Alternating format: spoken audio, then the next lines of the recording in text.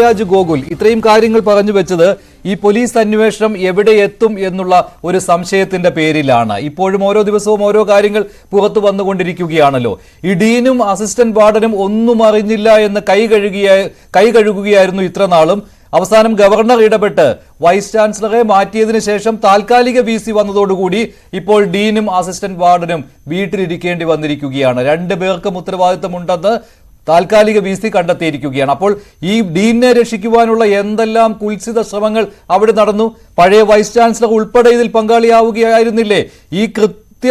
ഈ സംഭവം നടന്ന് തൊട്ടടുത്ത ദിവസങ്ങളിൽ വൈസ് ചാൻസലറുടെ സാന്നിധ്യം പൂക്കോട് വെറ്റിനറി സർവകലാശാലയിൽ ഉണ്ടായിരുന്നു. അദ്ദേഹത്തെയാണ് ഗവർണർ പുറത്താക്കിയത്. അതെ മഞ്ജുഷ, ഞാനത് മനസ്സിലാക്കുന്നിടത്തോളം ഇതൊരു പരസ്പര സഹകരണ സംഘമായിട്ടാണ് ഈ ഡീൻ മുതൽ അവിടുത്തെ അഡ്മിനിസ്ട്രേറ്റീവ് തലത്തിലുള്ള ആൾക്കാർ മുതൽ ഈ പറയുന്ന SFIക്കാർ വരെ ആയിട്ടുള്ള കുറ്റവാളികളായിട്ടുള്ള ആൾക്കാർ വരെയുള്ള ആൾക്കാർ പ്രവർത്തിച്ചിരിക്കുന്നതെന്നാണ് നമുക്ക് പ്രഥമ ദൃഷ്ട്യാ തന്നെ മനസ്സിലാകുന്നത്.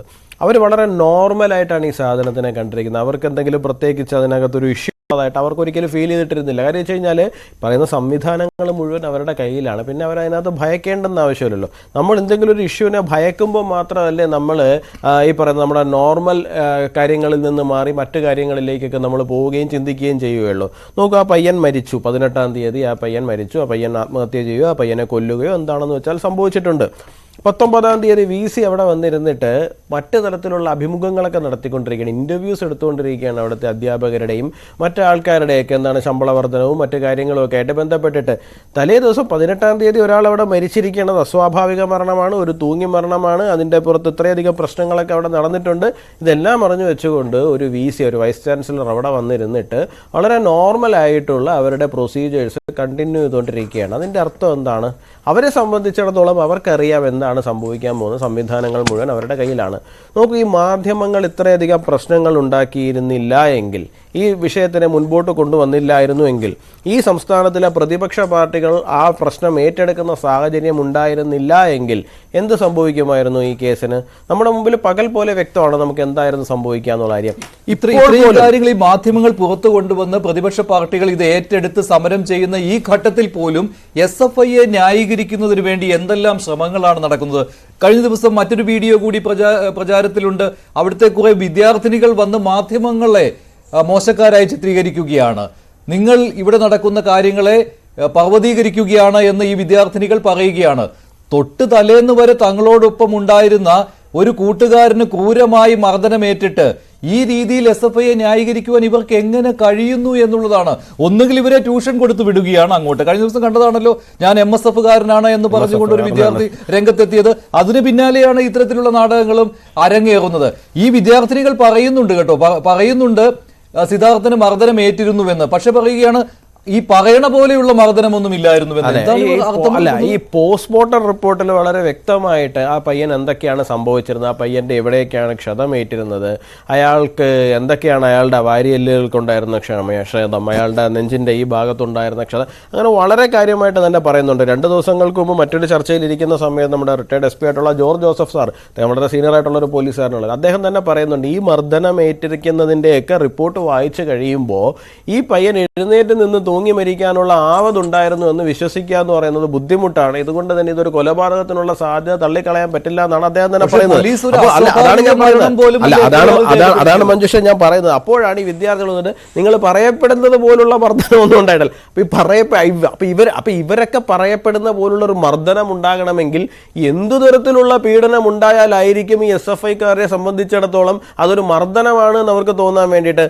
നമുക്ക് തന്നെ അറിയാം, നമ്മുടെ കണ്ണിന്റെ മുമ്പിൽ നമ്മൾ കണ്ടുകൊണ്ടിരിക്കുമ്പോൾ ചെടിച്ചട്ടിയും ഹെൽമെറ്റും ഒക്കെ എടുത്ത് അടിക്കുമ്പോൾ അതിനെ ജീവൻ രക്ഷാപ്രവർത്തനം എന്ന് പറയുന്നത് സത്യം പറഞ്ഞു കഴിഞ്ഞാൽ അവർ ആത്മാർത്ഥമായിട്ട് നമ്മൾ ഇത്രയും കാലം കരുതിയെന്ന് പറഞ്ഞു കഴിഞ്ഞാൽ ഇവർക്ക് എന്താ കണ്ണ് കാണുന്നില്ല എന്നുള്ളതാണ്. അങ്ങനെയല്ല, അവരെ സംബന്ധിച്ചിടത്തോളം അതൊക്കെ വളരെ ഈ പറയുന്ന 3 ദിവസം ഒരാളെ കെട്ടിയിട്ട് അടിച്ചിട്ട് അത് അത്ര പറയപ്പെടുന്ന പോലുള്ള ഒന്നും അല്ല എന്ന് അവർക്ക് തോന്നുന്നു എന്നുണ്ടെങ്കിൽ ഈ പറയുന്ന ചെടിച്ചട്ടി ഹെൽമെറ്റും ഒക്കെ എടുത്ത് അടിക്കുന്നത് ജീവൻ രക്ഷാപ്രവർത്തനം തന്നെയാണ്. നമ്മളത് സമ്മതിച്ചു കൊടുക്കുകയൊക്കെ നിർത്തിയുള്ളൂ. പിന്നെ മറ്റൊരു കാര്യം കൂടിയുണ്ട് മഞ്ജുഷേ, ഈ കേരളീയ പൊതുസമൂഹത്തിന് ഈ വിഷയത്തിൽ എന്തെങ്കിലും തരത്തിലുള്ള ന്യായം അല്ലെങ്കിൽ നീതി നടപ്പിലാകും എന്നുള്ളൊരു പ്രതീക്ഷ ഉണ്ടാകുന്നുണ്ടെങ്കിൽ ആ പ്രതീക്ഷ നഷ്ടപ്പെട്ടു പോയൊരു മൊമെൻ്റ് ഉണ്ട്.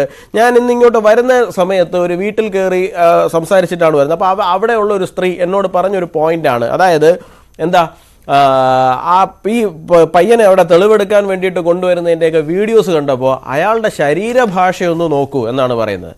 എന്തൊരു അഹങ്കാരം പിടിച്ച രീതിയിലാണ് വരികയും കാര്യങ്ങളെ അവതരിപ്പിക്കുകയും ചെയ്തത് പോലീസിന്റെയും ഇത്രയധികം മാധ്യമങ്ങളുടെയും മുന്നിൽ എന്നുള്ളതാണ്. ഇതേ പോലീസുകാർ തന്നെയാണ് ഈ തുടക്ക സമയത്ത് ഇവരെ രക്ഷിക്കുവാനായിട്ട് മുന്നിലുണ്ടായിരുന്നത്. അപ്പോൾ ഇവർ തന്നെ രക്ഷിച്ചു കൊടുക്കും എന്നുള്ള പരിപൂർണമായ വിശ്വാസം അവർക്കുണ്ട്. മഞ്ജുഷ ഇതേ ഫ്ലോറിലിരുന്ന് നമ്മൾ ചർച്ച ചെയ്ത ഒരു വിഷയം സി കെ ശശീന്ദ്രൻ എന്ന് പറയുന്ന മുൻ MLA CPM-ന്റെ അദ്ദേഹം ഒരു നല്ലൊരു നേതാവാണ്, ഒരു വളരെ സാത്വികനായ ഒരു മനുഷ്യൻ, വളരെ സാധാരണക്കാരായ ഉറുമ്പുകൾക്ക് പോവാതിരിക്കാൻ വേണ്ടിയിട്ട് ഒരാളാണ്. പക്ഷേ അദ്ദേഹം ആ കോടതിയിൽ പോയതിന് പറയുന്ന ന്യായീകരണങ്ങൾ കേട്ടപ്പോൾ അത്ഭുതപ്പെട്ടു പോയി. രക്ഷിതാക്കളെ കാണാൻ അത്ര അദ്ദേഹം പോയത്. എന്തിനാണ് അദ്ദേഹം രക്ഷിതാക്കളെ കണ്ട്? ഈ കാര്യത്തിൽ എന്തിനാണ് CPM ഇടപെടുന്നത് ഈ വിഷയത്തിൽ? അല്ല, CPM ഈ വിഷയത്തിൽ ഇടപെടേണ്ട കാര്യമില്ല. CPM ഈ പറയുന്ന മരിച്ചുപോയ പയ്യന്റെ ഒപ്പമാണ്, ഇതൊക്കെ ഇവർ പറയുന്നുണ്ട്. അതേസമയം തന്നെ CPM എവിടെയാണ് നിൽക്കുന്നത്, CPM-ന്റെ MLA എവിടെയാണ് നിൽക്കുന്നത്, അവരുടെ പോലീസ് എവിടെയാണ് നിൽക്കുന്നത്, അവരുടെ സംവിധാനങ്ങൾ എവിടെയാണ് നിൽക്കുന്നത്, അവരുടെ ഇടത് പക്ഷെ അധ്യാപക യൂണിയൻ എവിടെയാണ് നിൽക്കുന്നത്, അതിൽപ്പെടുന്ന അവരുടെ ഡീൻ ഉൾപ്പെടെയുള്ള ആൾക്കാർ എവിടെയാണ് നിൽക്കുന്നത് എന്ന് ചോദിച്ചു കഴിഞ്ഞാൽ അത് കൃത്യമായിട്ടും ഈ കേസിലെ ക്രിമിനലുകൾക്കൊപ്പമാണ്, അല്ലെങ്കിൽ കുറ്റവാളികൾക്കൊപ്പം മാത്രമാണ്. അതിനുശേഷം ഇവർ TV ചാനലിൽ വന്നിരുന്നിട്ട് അവർ പറയുകയാണ് ഞങ്ങൾ ആ വിദ്യാർത്ഥിക്കൊപ്പമാണ്. അവരാകെ ചെയ്യുന്ന കാര്യം എന്താണ്, ഒരു ഫ്ലക്സ് അടിച്ച് അവിടെ വെക്കും, ഈ പയ്യന്റെ വീട്ടിന് മുമ്പിൽ SFI-കാരനെ കൊന്നു എന്ന് പറയാൻ. പക്ഷെ ആ പറയുന്ന SFI-കാരനോട് അവർക്ക് യാതൊരു തരത്തിലുള്ള അനുകമ്പയും ഇല്ല എന്നുള്ളതാണ് ഈ പറയുന്ന ഒരു വലിയ പ്രഹേളികയായിട്ട് കേരളീയ സമൂഹത്തിന്റെ മുമ്പിൽ നിൽക്കുന്നത്. എന്ത് തരം സംഘടനയാണ് എന്ന് ശരിയാണ്. അപ്പോൾ CBI അന്വേഷണം എന്ന ആവശ്യം നിങ്ങൾ ശക്തമാക്കുകയാണല്ലോ. CBI അന്വേഷണം കേരള പോലീസ് അന്വേഷിച്ചാൽ ഇത് എങ്ങും എത്താൻ പോകുന്നില്ല എന്നുള്ളതാണ്. ശരിയാണ്. Doctor B. ജയരാജ്, കേരള പോലീസിന് ഇക്കാര്യത്തിൽ